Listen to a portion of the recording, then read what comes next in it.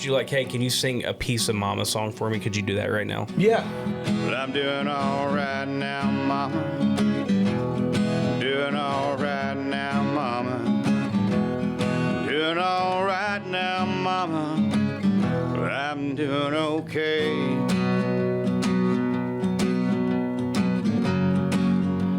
For one of these days when you do get married.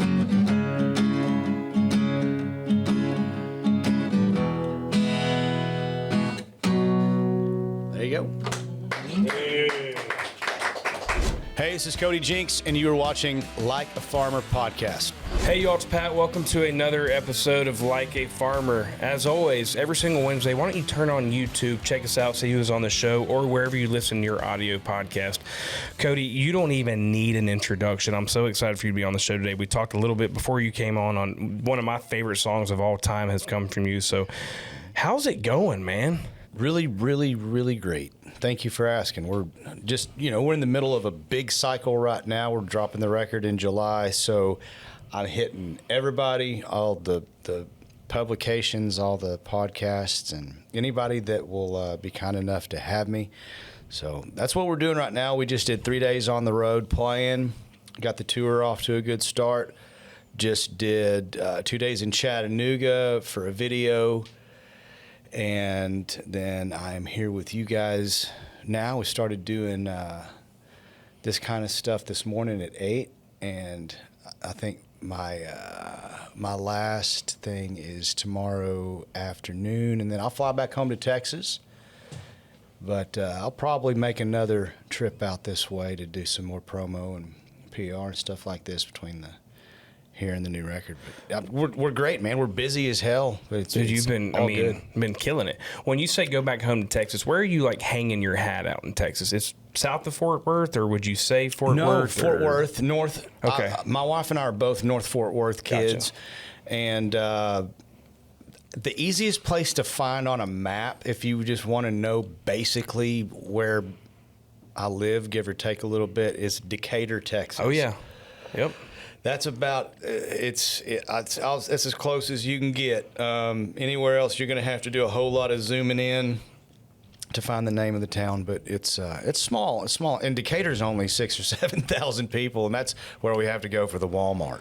How long have you been, and I'm going to say this repeatedly through the show, and I just want to clarify, I'm not calling you an old man, okay? But when you think about how long you've been doing country music, it's like not a ton of people stay in country music for even 10 years, 15 years, 20 years, and you've been relevant for a long time, and that's what I love about you, and I'm pumped for the new album coming out in July. But what would you say on the country music side you've started? Like what year, give or take? 03. Okay. So did you ever like call Nashville home or move to Nashville, or has it always been Texas? No, I remember coming out to Nashville in it would have been 03 or 04, and doing the whole dropping off demos unsolicited thing back. I guess we were still doing that 20 years ago. I never did call Nashville home. I spent a couple months in LA with the metal band I was in, and then came home and started writing country songs and got into that. Went back essentially to my first love, and got into doing the open mics and seeing if I could actually sing country and write country, and fortunately it worked out thus far. But that was a weird time, and to think that was 22 years ago, because I'm not old, but also at the same time I'm a guy that's been doing this for a long time now, and I guess I'm one of the older guys and I also did things differently, and I was a late bloomer. We didn't really make it, I guess, quote unquote, until I was about 37.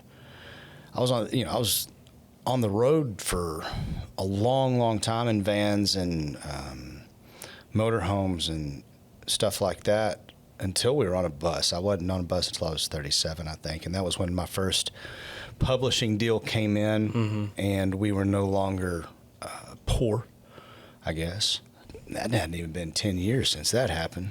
You talk about 2003, you get into this genre of country music. I want to see it from your lens, man. I mean, we've had multiple people come on this show from multiple generations, multiple types of country music. You've seen a lot of change in this genre. I mean, what are your thoughts on kind of today's country music? And when I say that, not even just about the music as whole. I mean, even when it comes to promoting your music, and social media now plays a huge role in it. I mean, what are your... I remember when MySpace was a big deal, when you could put 3 of your songs on. Immediately, you could go on MySpace and play your song. It was a game changer. When bands I first started in, we were standing outside of the shows that we couldn't afford to get in, handing out our demos and handing out our stickers and, hey, come see us at whatever, flyers, and putting stuff under people's windshields, and did it the old-fashioned. I kind of feel like I'm one of the last guys that did it the old-fashioned way,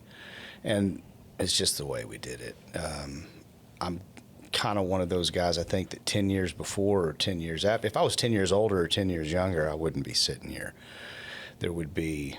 Timing in this business has a lot to do with it.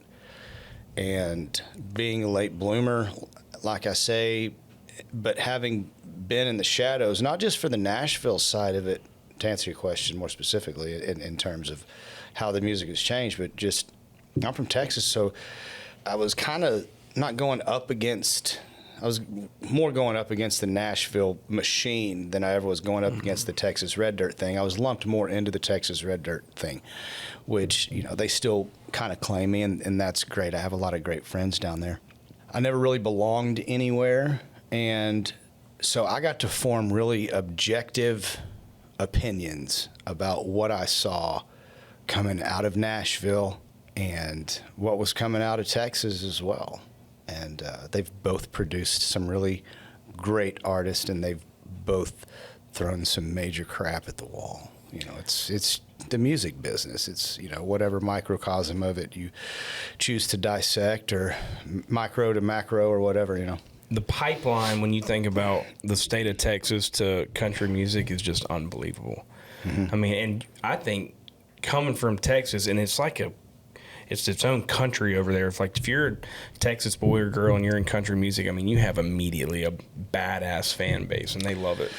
You do, and as much as they like to, you know, do the F Nashville and the Big Machine and all that kind of stuff, as much as they still kind of cling to that type of thing, it's always been a very incestual business in terms of, you know, whenever Willie and Waylon, everybody was like, we're going back to Texas. Well, they were still working in Nashville. I'm in Nashville all the time. You know, I'm far more than I used to be, but 20 years into this business, I've found people that I like and I trust, and it doesn't have to do with the town. It has to do with the people. So you mentioned earlier about a rock band and that transition to country music. How does that even happen? Country was my first love, but I told people often that punk and metal are it's not 1 and 2, it's 1 and 1A. Country and metal are kind of 1 and 1A. I came back to 1 from 1A, I guess, after being a teenager and really getting into metal at the time. Pantera was huge. Metallica and Slayer and Megadeth and Anthrax, the big 4, those guys, Maiden, Sepultura, and then on into the, you know, things like the bands that weren't the older thrashy bands or metal bands, you know, really into Soundgarden and Alice in Chains were a couple of favorites of mine. And the punk stuff, I'm a huge Social D fan. Rancid, you know, Operation Ivy before that. So I was drawn to all those kinds of music and had a really good influence from both.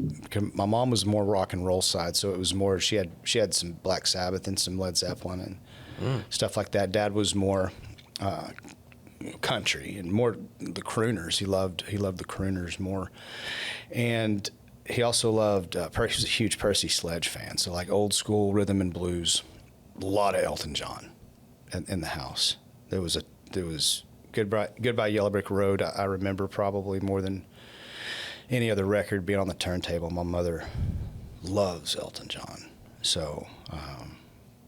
But Elton John loves country music, so that's, it's I don't know. I had it from all angles, and so I loved it all. And country was my first love, and then I was in a metal band for 7 years, and I didn't even mean to be in a country band. I just came home from the metal band situation. And did you bring some of the metal band to the country band? No. Okay. No, that was a different thing, and that was a big heartache. That was a band that I really thought I was going to be in forever. I thought that was the forever band. The metal band. Yeah.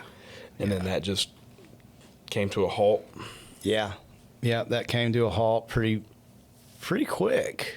It wasn't, I guess it was better than long and drawn out. Yeah. But yeah. Where were y'all at when it came to were y'all on the road? Like, were you touring? Like, when you think about success level of the metal band, where? No, it's especially back then. You really didn't tour a lot. You really don't tour a lot as a metal band. Metal, it's so very difficult. There's no money in metal. That's why you don't see, you hear pop metal and you hear pop punk and you hear all the things that they're able to make popular, make money off of. But most of the stuff that I was listening to, it's not a huge money maker. We were whole new band, whole new thing. Had a Friday night gig trying to pull everything together, get my sound, which was really a lot of our songs, or if you just sped them up, you would probably find that might sound more like a chord progression from a punk band or something like that. Never really cared about radio or commercial success, just wanted it to sound cool and raw and real. So it's just the attitude that I took. I took my metal attitude and applied it to my country music. I love it. I mean, I truly do. I think that type of country music has always been I've always been a fan of it. And like I mentioned earlier, country music's changing every single day. And depending on who's singing it, where they're from, they kind of bring their own flair. But it is changing every day. And you have to, music changes every day in terms of the business, in terms of highly monetized music like pop and country and what you would hear your pop rock, they probably change a little bit more. I think the record companies are consistently trying new things, right or wrong, or win, lose, or draw, but that's what you have to do, I guess. Was it always music growing up, or were you playing sports or doing any? I played sports all the way until I was 18. I worked or played sports. And I loved playing sports, but even as a kid, I knew that I was an average at best athlete. Yeah.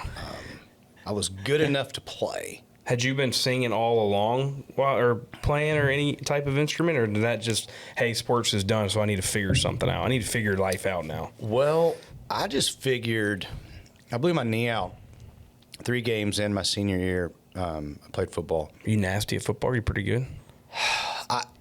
No. I mean, I wanted to play safety. I was too small, played corner. I had the mentality of a safety. I just didn't have the size. So you had speed then if you were playing? I was quick.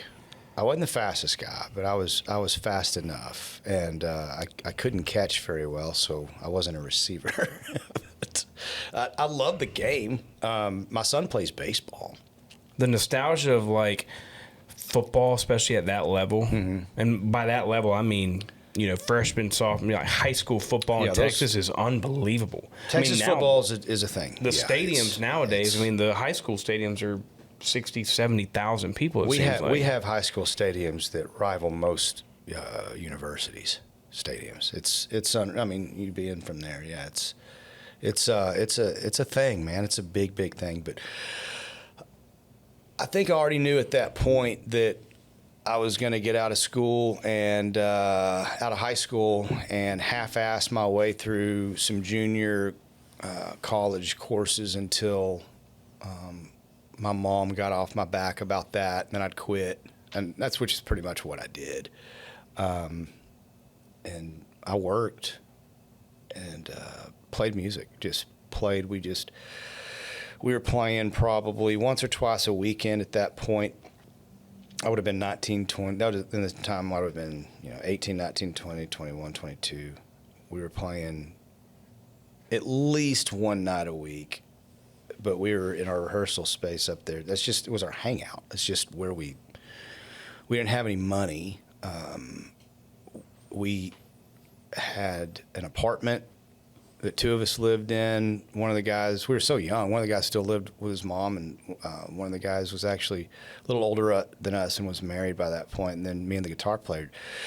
With this apartment, we just lived there, and if we weren't at the apartment, we were at work or we were at the jam room, is what we called it, and there was a whole bunch of bands up there, and we just played. And bands would just swap rooms, or people would just come over, and we would just jam, and we would just jam everything. We could be playing an old Metallica song or an old Slayer song, and then be playing an old Johnny Cash song. Because everybody loves Johnny Cash. Even the metalist of metalheads love Johnny Cash. Who doesn't? I mean, exactly. I don't want to hang out with anybody who doesn't like Johnny Cash. Johnny's one of the first punks. People need to remember, if you want to track your lineage, Carl Perkins and Jerry Lee Lewis and Johnny Cash, those guys were getting in big trouble, man. Those were your first generation of punks. So we had a ball. I love it. It's shaped why I got here. And who's been like a cool? I mean, because a lot of these guys. Like, who's been a cool tour that you've been on now? Like, obviously in the country music space that you just had a blast with. They broke up last year, disbanded last year. But the Steelwoods, I grew to be dear friends with their whole band and crew, and I know Wes Bayless is going to be doing some solo stuff. As far as just an icon we've gotten to play with quite a bit is Clint Black. That'd be an awesome one.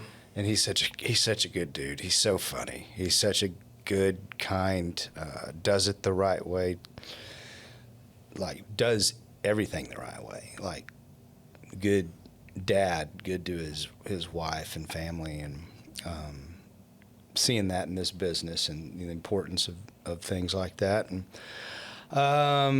gosh, who else, man? Blackberry Smoke's one of my favorites. Charlie and I have become pretty good buddies. That'd be an unbelievable show to go to. It's a fun one. It's a fun show. It really is. I love playing with those guys. I think it's underrated what some of the rock enthusiastic country musicians are doing nowadays when it comes to these tours and kind of co-headlining. I mean, shit, dude, I went to a Brantley Gilbert Nickelback concert. Like, that's just kind of cool to see that some of these country musicians, like, hey, I don't have to just go on the road with a country musician. Let me bring somebody else. It's been really cool to see that. We've played a lot with heavy bands or rock and roll bands, or we played with Clutch twice. Played with them at Red Rocks, and then played a festival with them last year. Black Label Society. Gosh, Rival Son was on that bill. We've played with The Sword. We played with Corrosion of Conformity. Like, that's kind of been the cool thing about how I don't have a big record label. We just... Dude, you like do your own thing. When we call people and they go, that sounds cool, like, that's how music is supposed to be. It's not a bastardized version of music. It's just music. Yeah. And you're your own person, which I love about that.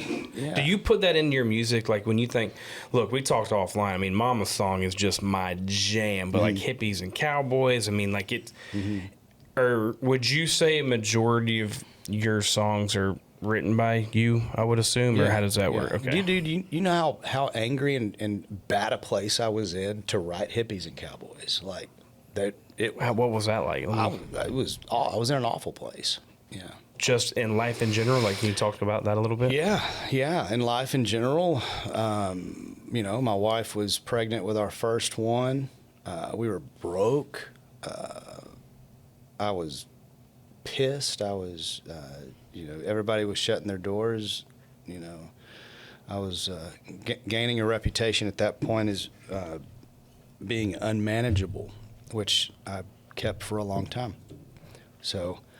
Yeah, I mean, you got to be a pretty mad motherfucker to write a song like that. And I sing it every night, and I'm happy to sing it. And I'm very happy now that was a tough time, you know. Like, people don't realize how hard life was at the time. And then life was tough. It was tough. We were 6 figures in debt with one on the way.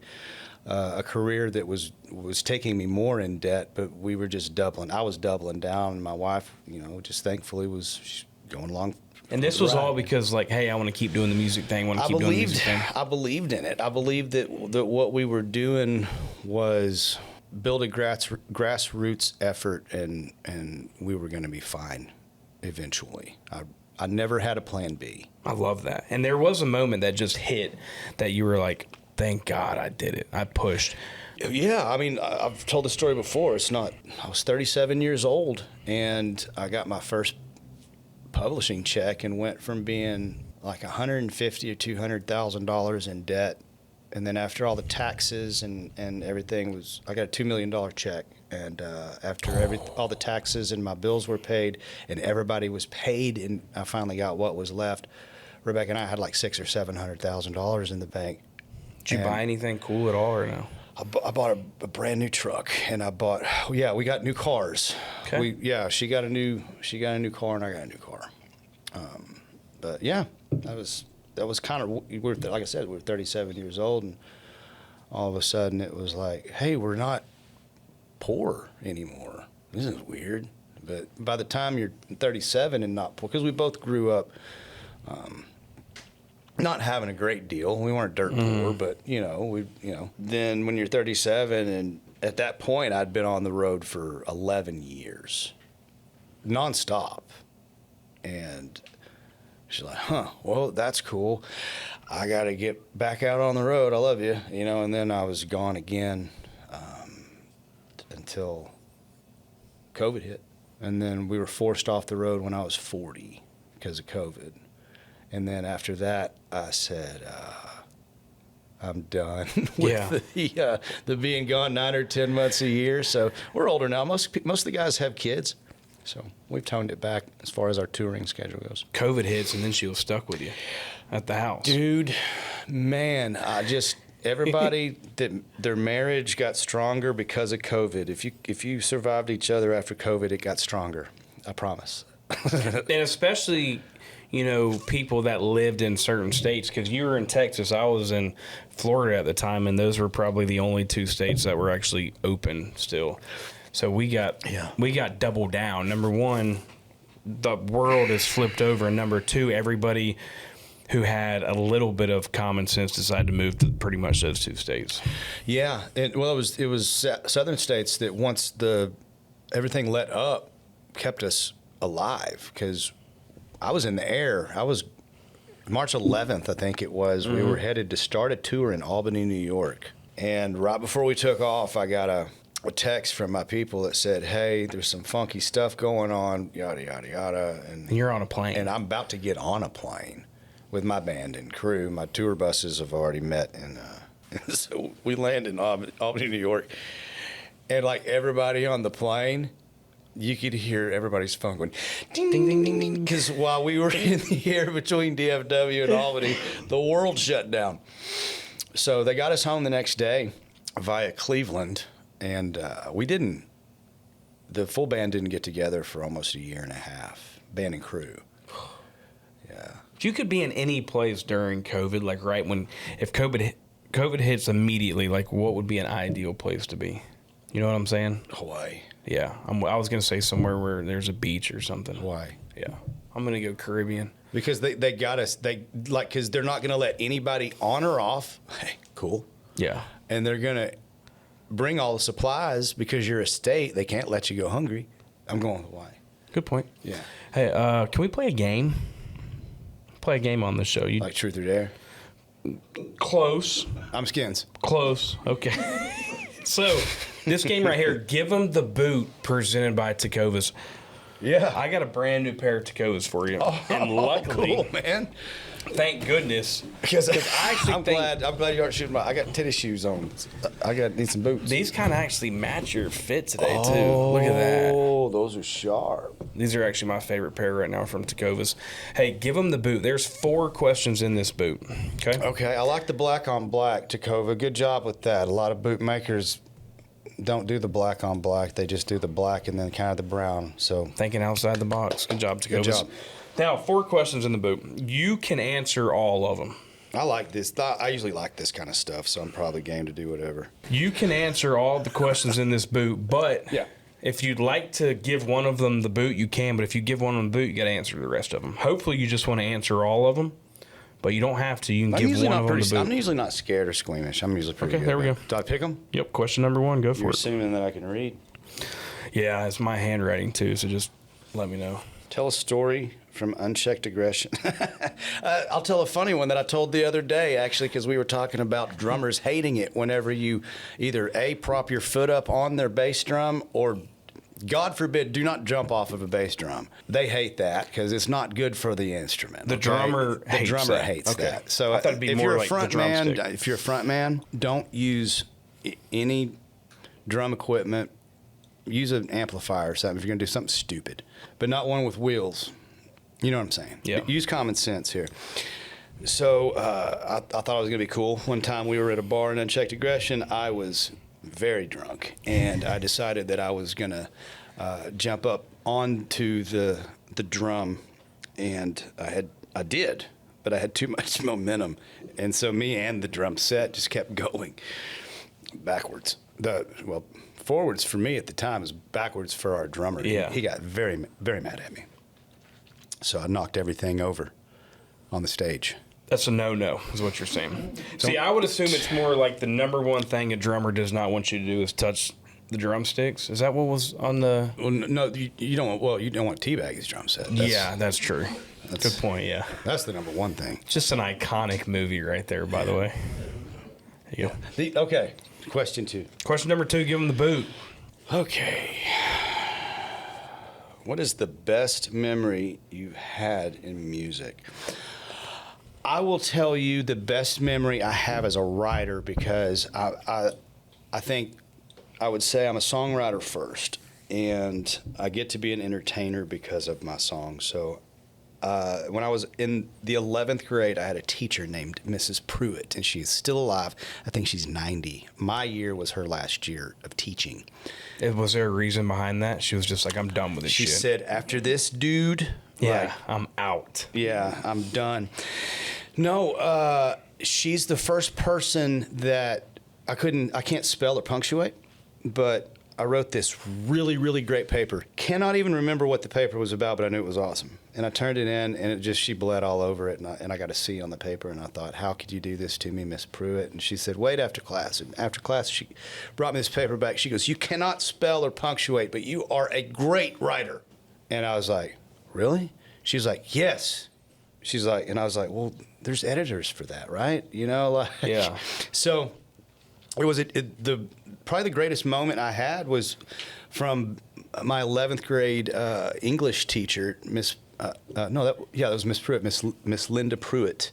I think now resides in Red River, New Mexico. But Shout out Miss P. Shout out Miss Pruitt and all you great teachers out there doing wonderful things. Encourage those kids. See where I'm at? Yeah, we had this conversation yesterday, man.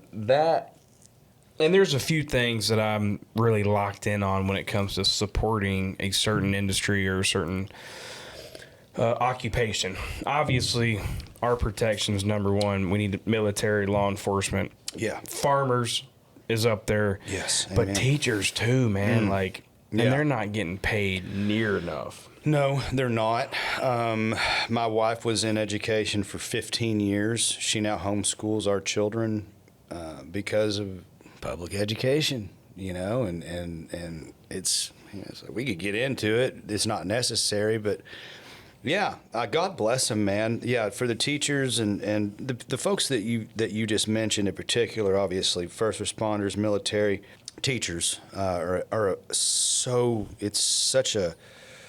I hate. I don't hate much, but I hate people that say, or at least the comment, those that can't do teach. That's such horseshit. Mm-hmm. That's props to you guys. There we go. All right, question number 3. 3, give them the boot. Give them the boot. I have strong opinions on pretty much about everything. Is this a question? No. Did I grab? This one's long. Good God. There you go.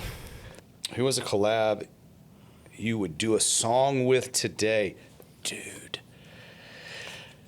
You've been thinking about this one. It's a no-brainer for me at this point in my career right now. Lil Wayne, I know. Dude, we'd probably about the same size, though. He could be like average Wayne around me. Hey, come on, Wayne, step up.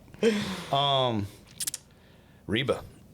Oh. Yeah, I think that would be the coolest, because it would kill a bunch of stones. It would be like a legend, and my favorite. Reba actually was the first cassette tape. Whoever's in New England, cassette tape was the first cassette tape I saved and bought my own money with in what year did that come out? 88 or 80, whatever that year came out. 87, 88, or 89, I want to say. But yeah, man, Reba. That'd be a good one. Yeah, she's awesome. I love Reba.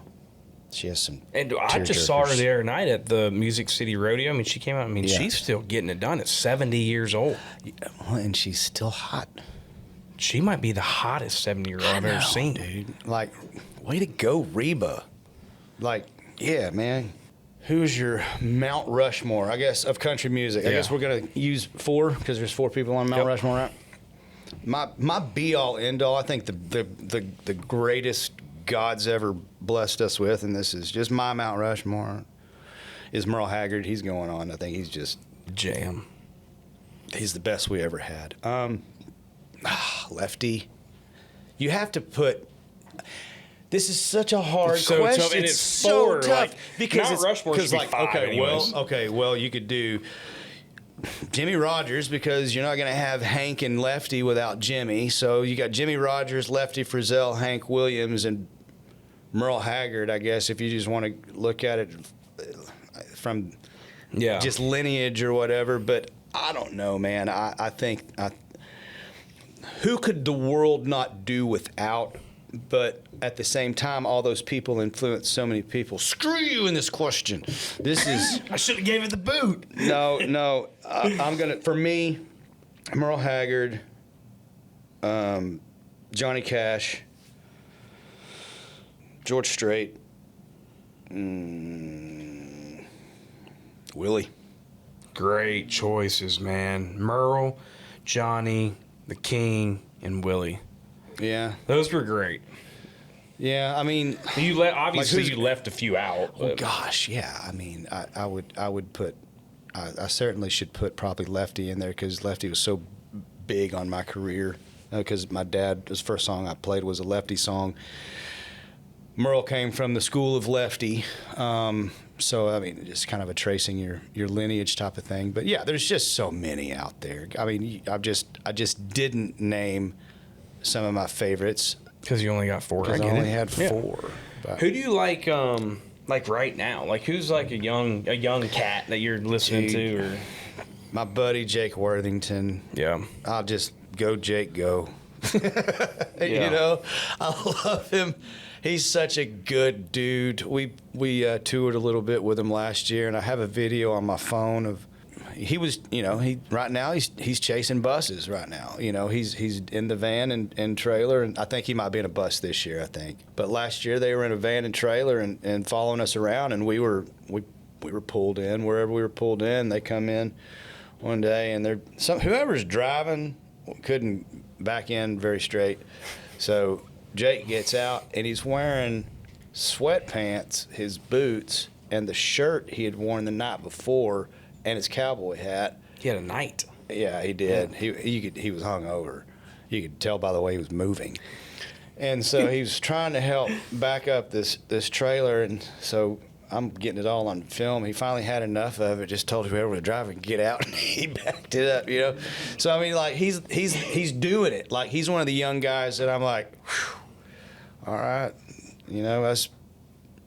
us hard asses, the guys that are going to be saying that's new generation soft, dude. He ain't one of them. Yeah. Because I I'm old enough to say it now, man. God, it's soft. I could see that. It is soft right now, dude. It's so soft and weak and fragile and emotional and TikTok-y. Oh, dude, would you, do you know what? I could see you on TikTok Do you doing know your what little somebody? Cody Jinks dance. Do you know what like if I walked up to somebody, if somebody walked up to me that was like I guess I am getting old. If somebody walked up to me, it'd be like, oh hey dude, Cody Jinks, yeah man. Oh yeah dude, he's that badass guy that made it on TikTok. Johnny Cash didn't make it on no damn TikTok, okay? Could you imagine TikTok getting on TikTok and then scrolling and seeing Johnny Cash, the King, basically your Mount Rushmore, and them doing like some dance, like whatever. What do they call not a trend? Is that what it's called? Like a trend? Yeah, I could imagine. Yeah, Johnny going, huh? You know, nah, he ain't doing that. You know, I mean, look, we all do social media. The business has changed. I have to do things and turn them in, and my team helps to get them up. That's where the game's at these days. But you know, my ass was get in the van and go. Yeah. And we cut our teeth driving around the country. Dude, I didn't learn how to play in front of 500, 5,000, or 50,000 people, bro. I learned how to play. I can tell you that there was one time in Madison, Wisconsin, we had as many people in the crowd as we did in the band, and we had a 4-piece. So that's where I came from. You know, we earned every single bit of it. You know, this what I think is more ridiculous than anything, and this isn't against anybody. The record labels have made it this way, okay? So the artists have to follow suit because there's nothing else the artist can do. Mm-hmm. Like, everybody's hamstrung in this business. The labels have made it this way. The labels have just taken all of the balls, just completely neutered country music. You have, it's up to them now. Like, yeah. I'm not going to badmouth anybody, but like, I'm going to tell you who's still doing it the right way, and I don't give a damn what anybody says. Lil Wayne, I agree. Lil Wayne, Salt and Pepper, Humpty Hump. I don't know if you've seen him, ladies. Later, I'm sorry, dude. But it's like, dude. No, who's doing it the right way, though? Sorry, go ahead. That aren't, you know, like, first guy that comes to my mind, dude. And I'm not an apologist, and I quite honestly, dude, I have the guy's phone number, but I hadn't talked to him in like 3 or 4 years. But my old Texas buddy, Kojo. Yeah. You know, like, that guy gets shit on the award shows. Even I know that. I know how rigged it is. Cody damn well does. I don't really get that. I mean, you watch the award shows and you have some obvious picks, and Cody's one of them. Jesus Christ, man. Give me one good reason Cody Johnson's not Entertainer of the Year. I can't, man. I'm not even in the stupid fucking Nashville game, and I can't give you one good reason why Cody Johnson is not. Jelly Roll can't give you one good reason. Yeah, I can't. And if you ever, like, you go to a Kojo show, and that's nothing against Blaney or anybody else. No, for sure. I'm not here talking shit on anybody, yeah. But the record labels and what they've done to country music, not the artist. Let's be very clear about that. Well, I feel like, you would think Morgan Wallen would win Entertainer of the Year. You know who doesn't give a shit about them or what they do and does that to everything they tell him is Morgan Wallen. I think the guy's funny. Dude. He's got to figure it out. Fucks given from that kid. The guy has got it. Yeah. Morgan, you beat the system, sir. Great job, Mo. You're killing it, man. I'm with you. I mean, and I appreciate you saying Kojo, because anybody who hasn't been to a Kojo show, geez, you need to get out there and go. I don't know that. I mean, when it comes to why that's happening, you just hear everybody say it's a rigged system, and it's kind of this. I could see a group sitting at a table like me and you right now just saying, yeah, we're just going to choose this person. We're not going to look at any of the data, look at any of the streams, numbers, look at any of the immediate sold-out arenas that some of these people are doing. We're just going to pick that all person. The record labels sit at a table, and this is my turn, and this is your turn, and this is my artist's turn, and this is your artist's turn, and they're sitting there playing a game of Magic or whatever the fuck card game they played. Now I go, now you go, and now your Warlock wins. And Can I ask you something? Anything. We talked about it a little bit on the schooling, and this is interesting, and you just seem like an old school dude who just gets life and very common sense type of individual. I feel like homeschooling right now is kind of the new way that's going to continue to go on for multiple reasons. Number one, you don't know what these schools are teaching the kids. Yeah. You've got some, wacko that wants to go home and find a gun and come to every school possible if they can. Like, you have some of these things that happen, and like, why are you doing that, and why do you seem like it's kind of going towards that direction? Because where I'm from, it was more specific to the district. It was a district that we felt was really not good.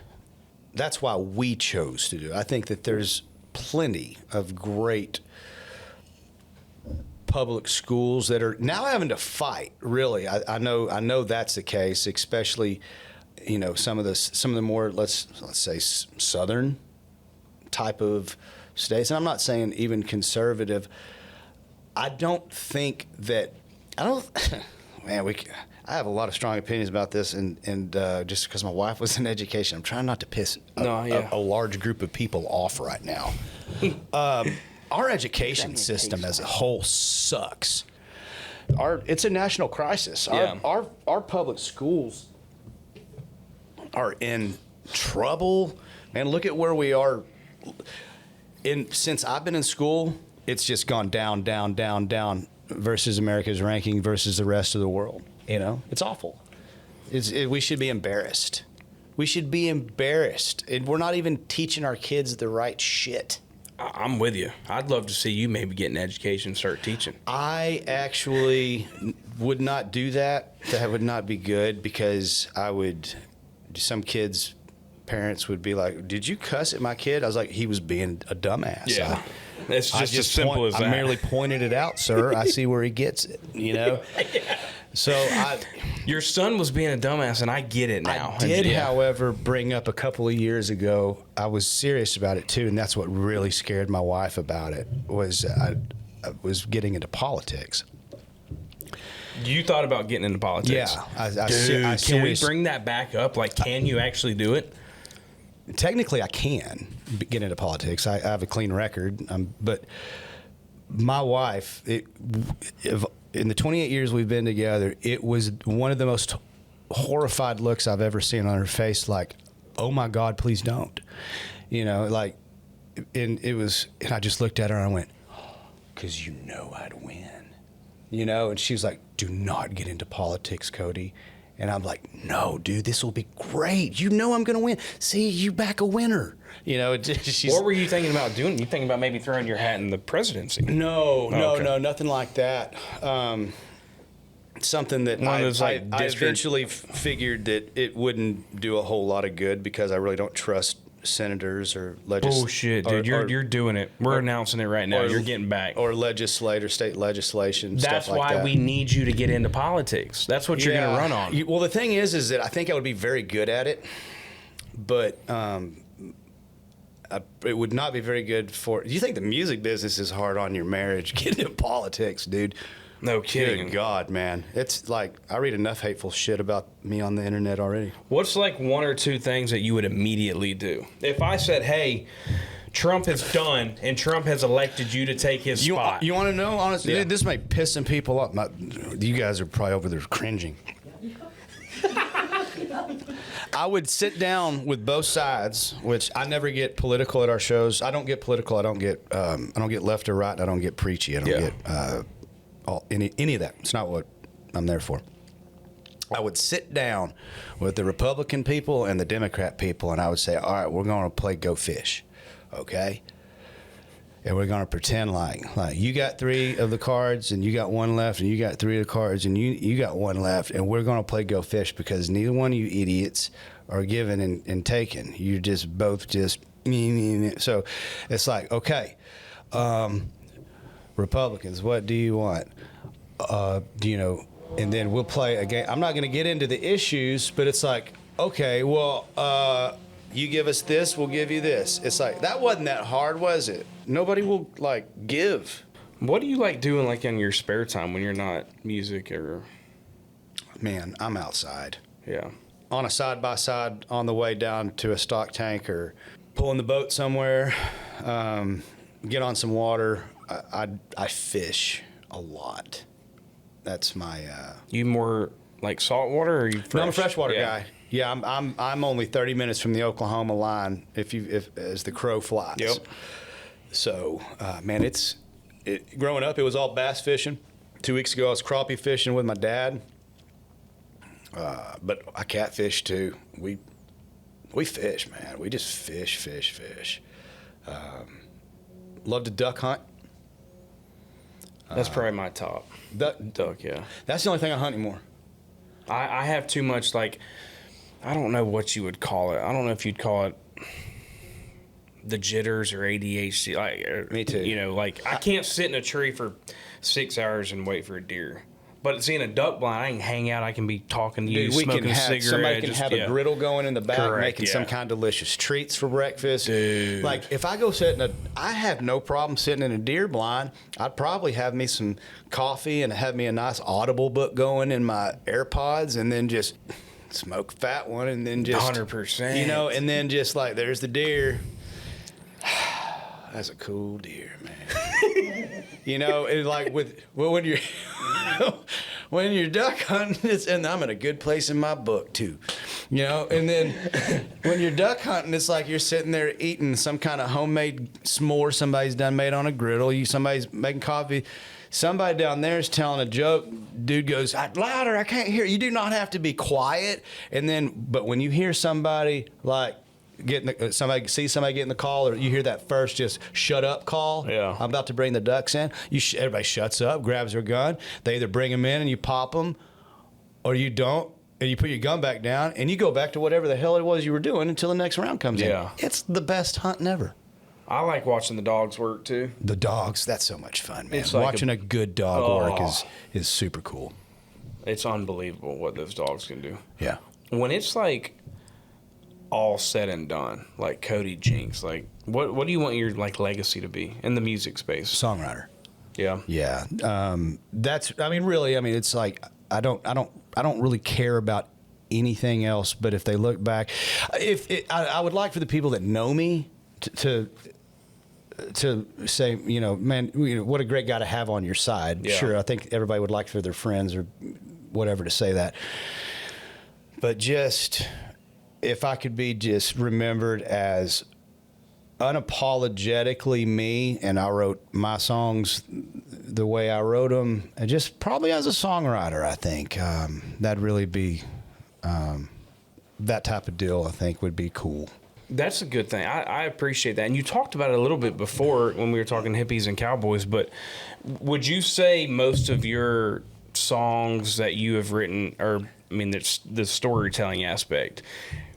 Because what you mentioned earlier and what I've seen now in this new day and age, some of these people getting into country music are just making shit up that they've never even done just to like be country. You seem more of like, no, this is real life shit storytelling. My collection of records when I'm done is just going to be a story of my life. And there's not a lot of artists that have used their own lives as a concept piece. I didn't mean to start doing that. It's just kind of been the way it is. I know that George Strait didn't live all those songs. I know Johnny Cash didn't live Boy Named Sue. I know, it doesn't make me not love them as artists any less, or those songs any less at all. I just felt like my experiences were unique enough where I could put my different kind of spin on them, and I knew that it would be a minority or maybe a fringe that would understand, but I knew that those that did would really get it. And at this point, I'll be 45 this year, and I have people come up to me all the time that have raised their kids to my music, had my music at their weddings, at their funerals, at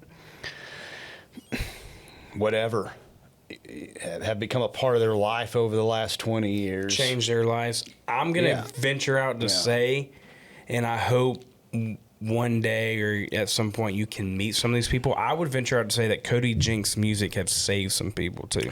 Sure. If I had to take a guess, I mean, I get you write that type of music. A lot of beautiful stories from people. A lot. I talked to a lot of people that have expressed that, and that's awesome. I think that that's the greatest gift, and I think that that's why being remembered as a great writer, or at least a writer that gave a damn, that tried his ass off, that really tried to be a wordsmith, you know, it's not easy. It's not. It's just not easy to write a great song. It may seem easy, and those of us that can write a song work our whole entire lives to get a few great ones. Yeah, to find number one. Yeah. We were talking the other day. It was I forgot who it was, Brandon. I kind of have an idea of a song. No better guy for you to like just tell me like, Pat, shut up, stick with what you're doing. All right. I would never say that even if I thought it. You should. I hope you do. All right. I need you to just, you got to be in the moment with me, okay? Okay. Sitting by the fire, and we don't know each other, okay? But we're sitting by a fire. Yeah, like we're at a buddy's house. It's already weird. We're at a buddy's house. We're at a buddy's house, okay? We don't know each other. Is so it my obviously, buddy or your buddy? I'm not comfortable already. I like the attention to detail. All right, it's your buddy's house, and I'm just a guy that me and your mutual friend, buddy, we played golf the other day and met on the golf course. Don't ask me, well, how'd you meet that guy? You're going too much into it. Understood. Anyways, he invites me into the fire. You're there. It's just me and you. Yeah. Obviously, two dudes. We're going to crack open a beer, Sure. okay? By the fire. Yeah. Okay. So now when you think about a beer and sitting by a fire, it's surface level conversations. Like that's a surface level, I don't know you, you don't know me, but like we just cracked open a beer. Let's just start talking. Well, then as the night goes on, I'm into the bourbon now. And once you get into that bourbon, I'm telling you about, I lost this family member, I lost my dog, or like my girlfriend broke up with me. Like you start getting in deeper when you get into the bourbon. So I think there's a song called From the Beer to Bourbon. And it's telling a story of like a person who, is surface level to most people, but there's that one time where he opens up because he got on the bourbon. Does that make sense? Like from beer to the bourbon? Does that sound anything? I don't hate it. I don't hate that, no. Are you lying? No. Okay. Nope, not lying. right. Don't hate it. Like nothing popped into my head immediately, but like, yeah, it's not bad. It's a lot better than some ideas I've had people come at me with. One was a song called 18-Pack Romance. They wanted you to sing that. Like they already had the song. Okay, gotcha. Yeah. Have you ever had anybody? About this old gal that she was too ugly to be a 12-packer. She was an 18-packer. She was. Have you ever had somebody come to you and present you with an idea and you were like, hell yeah, and it turned out to be like a jam? Those are usually my ideas. Okay, that's fair.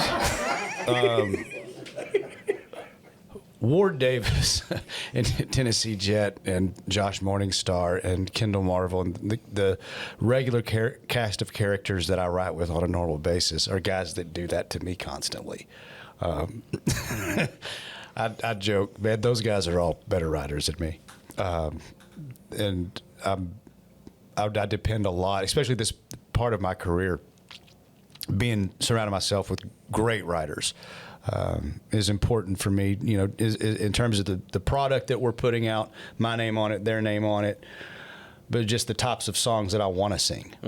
Smart, intelligent songs that have something to offer and have something to say for sure. It's important. I love that. Can you mom a song? Mm-hmm. Like, is there any way you can give me a little like sing along on that? A sing like if I asked you like, hey, can you sing a piece of Mama song for me? Could you do that right now? Yeah. This game is presented by Case Knife. I thought you had a case. I thought you had a harmonica. I was like, dude, he's getting the harp out. No. A game called Cut That Song, presented by Case Knife. Usually, it's a song that you wish you would have cut back in the day, and I'd like you to sing a little bit about it. I don't want to do that. I'm switching up the game, okay? It's still presented by Case. Yeah. I don't want anybody bitching at me. I just want you to sing Mama's song because it's one of my favorites. I want you to check out this knife. Yeah, I want to. Case. That's I have a yours. great. Oh, really? Yeah, man. Man, I have a great case knife story. My dad collects cases, and which I have a few now. Not like my dad. Look at that. That's so. Is that the bone handle? Yes. That is super rad, and actually, thank you so much. That's really awesome. I have a bone-handled case knife that my wife bought for me when we were 20, and it was all of the money that she had, and that knife still sits behind my desk. So I'll put this one next to it. Dude, that's an unbelievable story. It was a bone-handled case. Yeah, That's my favorite, the bone handle, yeah. Oh, it's just gorgeous. And like if you know case knives, the bone handle ones they're beautiful. They're all beautiful. But yeah, thank you so much, Yeah, man. man. I love these. I appreciate them. Yeah. All right. Dude, you have no idea how excited I They am. tuned it, but then they changed it. My favorite song. It sounds pretty good. Oh, Yamaha, is that a 335? 403.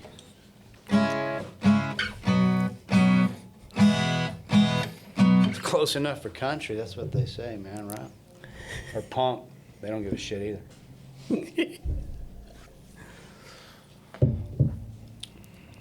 I don't have a pick, but I don't think I need one.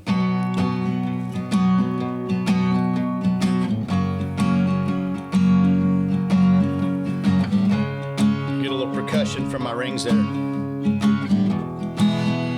Find out if I'm really in time.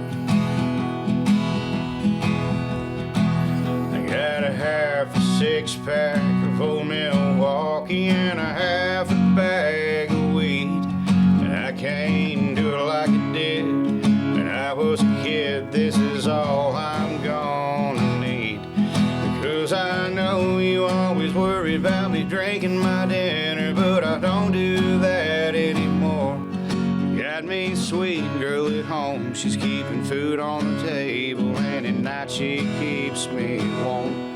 So I've got me this piece of paper, and I've got my favorite pen. I know it's been a little while, talking's not my style, and I just had to write my friend. Hey, I'm doing all right, Mama, I'm okay. I know your late night talks with Jesus have helped me on my way. No, it wasn't always easy raising my father's son. And your son will be alright if the shows keep coming. This old guitar and me are still strumming. I know you always knew I always took it way too far. I'm doing all right now, Mama. Doing all right now, Mama. Doing all right now, Mama. I'm doing okay.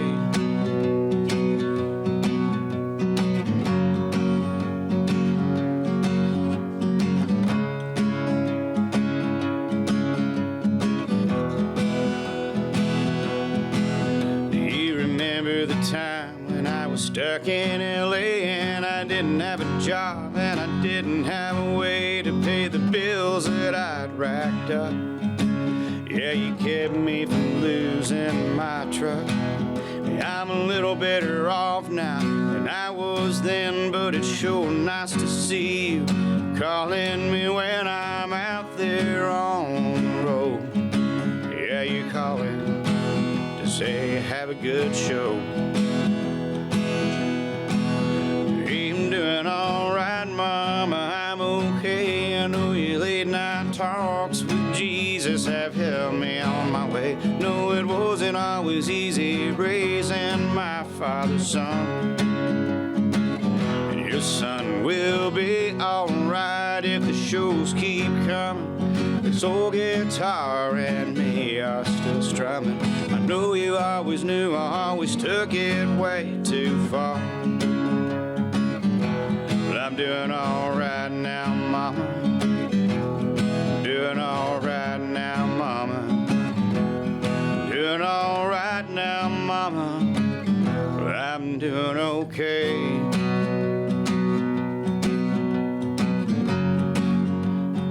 these days when you do get married.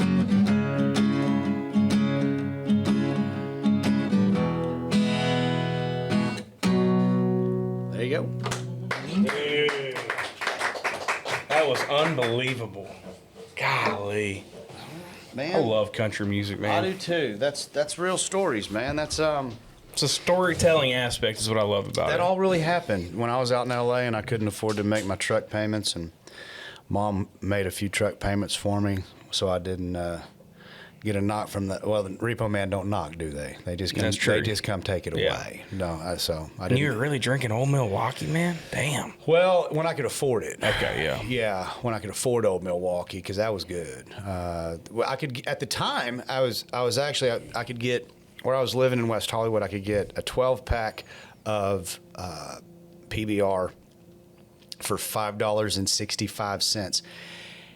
That was in California, and even back in 2003, that was pretty cheap. Would you move back to West Hollywood right now? I would not move to California as a whole, ever, and ever. I don't know. I have dear. I was just out there in L.A. I have dear friends, like people that I love, like dearly friends that I dearly love, that like. They're from there. So it's like, this is our home. Dude, there's great people. So, my girlfriend's from Los Angeles. Yeah. There's some great people that come from California. Absolutely. It's a beautiful state. But man, I just, it's like, dude, if I make $100,000, I'd take home 20. I don't want to take home 20 or 30 of it, Like, that's just not good. Doesn't add up. I'm with you. Yeah. Is that a new tattoo you got today? Yeah, it's new. It's all, doesn't that look good? Can you guys see that? It's got that protective film on it, so it just looks like a blob. It's James 1:19, the Book of James, and it's something that's been my mantra since I quit drinking and started therapy, and it's be slow to anger, slow to speak, quick to listen. So flip that: be quick to listen, slow to speak, slow to anger. Yeah, gotcha. You seem like a great guy, like with words of wisdom, like somebody I want to call up, like, hey, man, I got this situation, like, I need your help. Anything particular, like, you can talk about on why you chose to stop drinking? Was it just kind of time, or is it more? Yeah, it was probably mental for me more than it was physically. It was not doing good things to my body, but mentally it was taking more of a negative effect. Yeah. Just dark, just getting. It was just dark. I'd been drunk for 20 when I quit drinking. I've been drunk for 24 years. So, I mean, when you do that to your mind, I was always drinking. I did not take days off. I was drunk for 24 years. So highly functioning. Wrote some of my best stuff, pissed drunk. But when you get to a point in your life and it just starts. It's like, dude, this is taking me down real bad. Real slow, but it's like Ozzy's song "Suicide Solution." Wine is fine, but whiskey's quicker. Suicide is slow with liquor. Like I was getting there. So yeah, that's why. And I want to see my kids have kids, and started doing my rowing machine. God, look at fitness influencer. I love that. But I do want, in a serious note, like there's something to be said. The only reason why I asked you is like I want people to hear. It's so easy, especially what you do and what a lot of the people that have come on the show do is like every day could make sense to have a drink and get drunk, especially you've been doing it a long time. Remember what I said before? That's not me calling you old. I'm just saying the fact that you still in country music's unbelievable. Like there's not a lot of people that do that. Yes. And I see them, I'm not going to name any names on these young cats coming up in country music, but they're partying. There's these 21, 22, 23-year-olds that are partying. I'm on the road. Yeah, I'm opening for Luke Bryan. I'm with Luke Combs. I'm with this guy. Like, I'm partying. Like, I could see it being tough. Yeah, because it's celebrated. It's always there. It's always there. Country music has the best drugs also because there's follow all the bullshit. It's where all the money's at and all the good drugs. All the pretty people, all the good drugs, and all the bullshit and all the idiots jacking each other off over mediocre artwork. It's it's just that kind of just all wraps up in itself and it gets celebrated. You get caught up in that. For me, what happened was we stayed on the road. We were on the road 9 or 10 months a year, and like you can go home and be a drunk when you're only home a week or two at a time, and then when you go back out, you just keep doing your thing and you play drunk, and all that kind of stuff. And whenever you go home and you get to a point in your career where you're not on the road all the time and you come home and you're home for months at a time and you're just that way. It's not ever good. It wasn't ever good, but that's when it started causing real problems. With my family and all that kind of stuff. It was time. I get it. Yeah. I am so pumped for you, by the way, coming up. I mean, July is the new album. What else can people expect, like when it comes to new projects coming down the road? Anything we can announce, talk about? I have so much stuff. We have so much stuff. Golly. Okay, so we just dropped 3 standalone singles. We're dropping new singles from the new record that comes out, In My Blood. We've also got another handful of songs in the 4 songs to 6 song area that I don't know if we'll put it out as an EP later, but we've got a whole bunch of stuff. We've also got a TV show that we started filming last year, and it's just it's just like this, but with guitars. It's called Late August Sessions.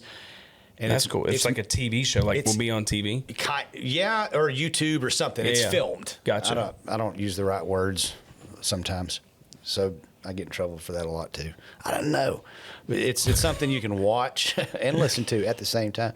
But I don't know how we're going to release them. We're sitting on the first 6. I want to start filming again for that soon and start dropping. So will you be the host of that show? I am the host, yeah. And I think we're going to start trying to drop them maybe in fall. Yeah. I don't know. I don't want to. Malia's over there, and she knows better than me. But she's probably over there. Like, he's not supposed to be talking about this. I promise you'll get to review everything. They're cringing over politics, which I did not get into. Yeah. And release dates are like, because I don't know those, and I just kind of pull shit out of my butt sometimes.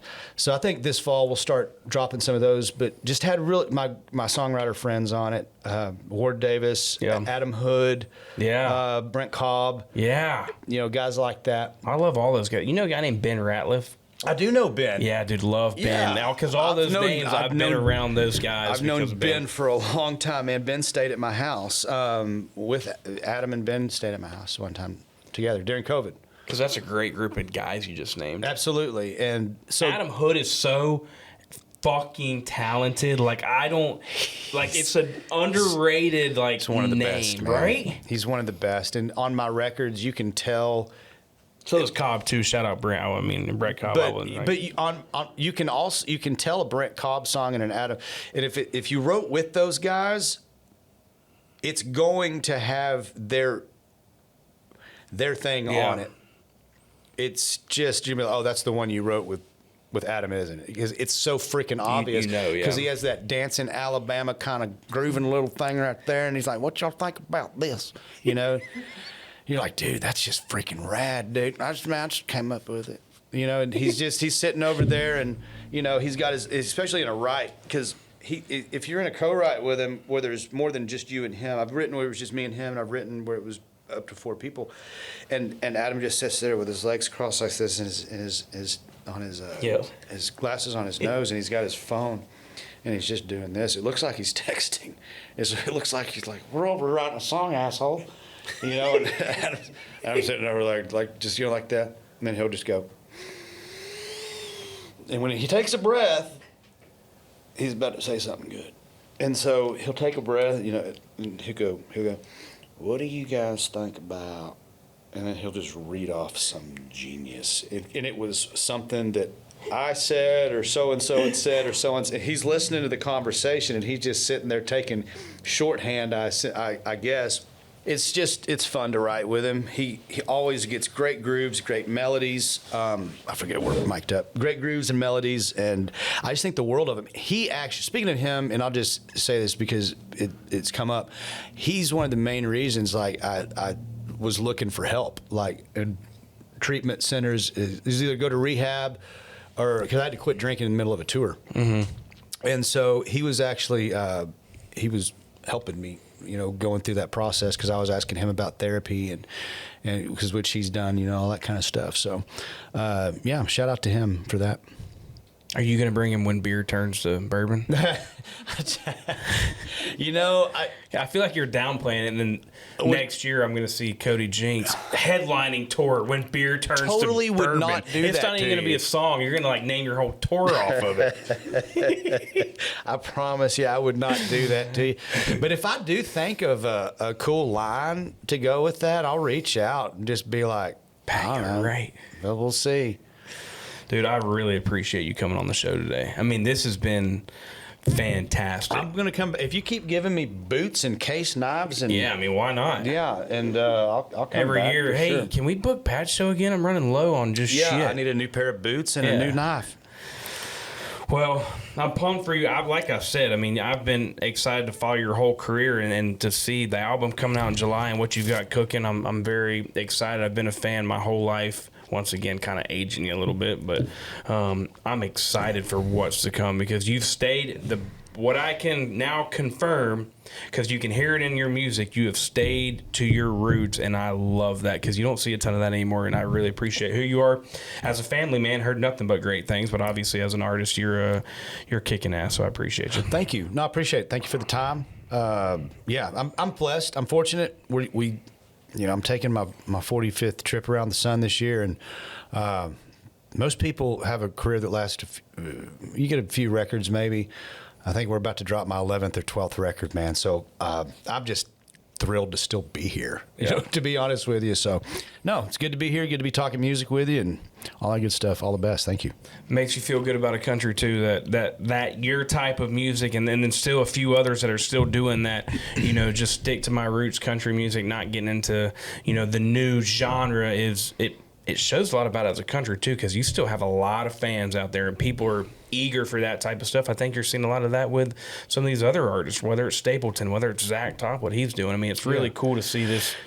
This type of country still being a thing. I'm thankful for those new guys that are like Jake and Zach that are carrying the torch, and there's a lot of great ones out there that are carrying the torch, and super proud of that. But I was telling somebody yesterday, as a matter of fact, talking about this country as a whole.